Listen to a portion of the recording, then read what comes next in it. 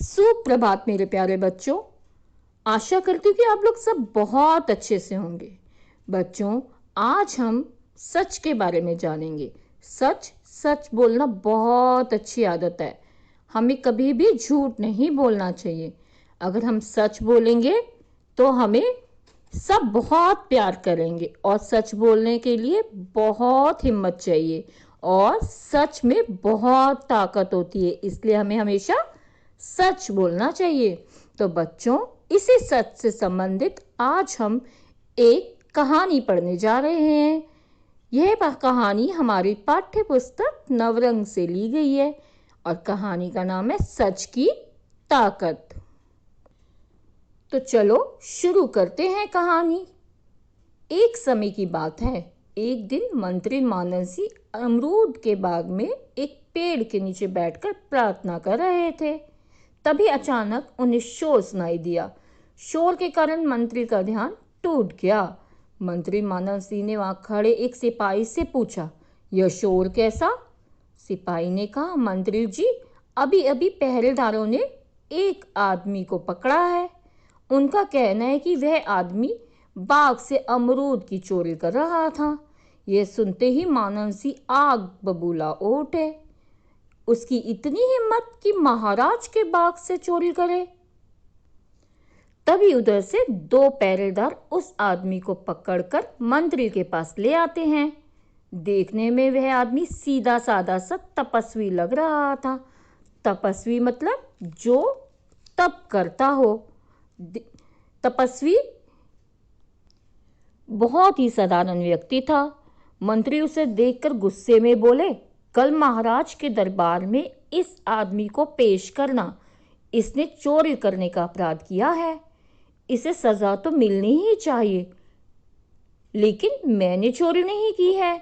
मैं एक तपस्वी हूँ, मेहनत करके अपना गुजारा करता हूँ। भला मैं चोरी क्यों करूँगा? मेरा खरगोश भागते भागते इस बाग में घुस आया है। बाग का मतलब सभी को पता है ना, बाग मतलब बगीचा।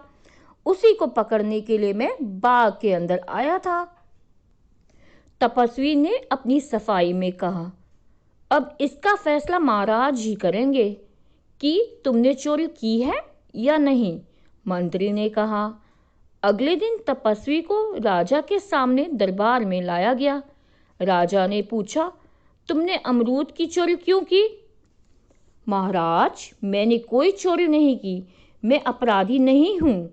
मेरी बात का विश्वास कीजिए। मैंने कोई अपराध नहीं किया है।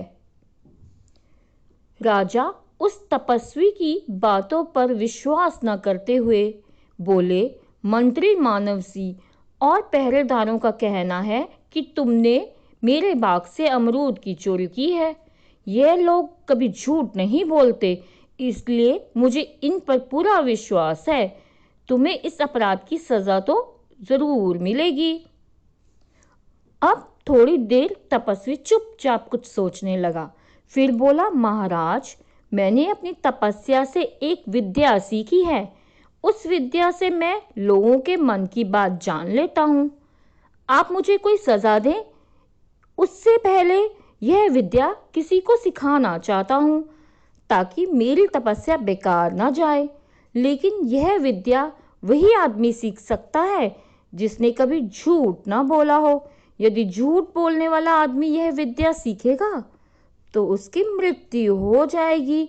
मृत्यु मतलब मर जाएगा वो।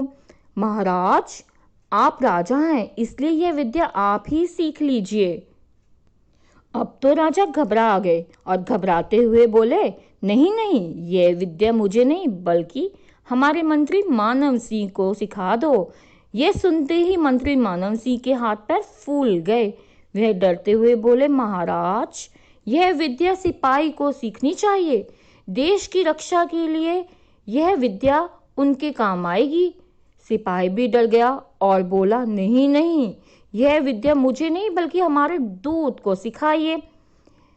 इस तरह एक एक करके दरबार में बैठे सभी लोगों ने यह विद्या सीखने से मना कर दिया। तपस्वी मुस्कुराते हुए बोला, महाराज, इस दरबार में कोई ऐसा आदमी नहीं जिसने कभी झूठ ना बोला हो। इसलिए यह विद्या कोई भी सीखने के लिए तैयार नहीं। महाराज, आप इन झूठे लोगों की बातों पर विश्वास करके मुझे सजा क्यों दे रहे हैं? मेरा विश्वास कीजिए, मैंने चोरी नहीं की है।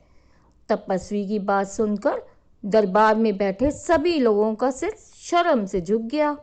राजा अब सच की शक्ति को जान चुके थे।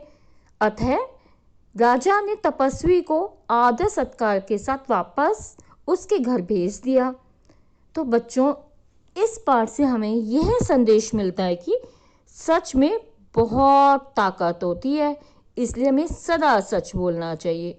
तो बच्चों, आप भी हमेशा सच ही बोलिए। धन्यवाद।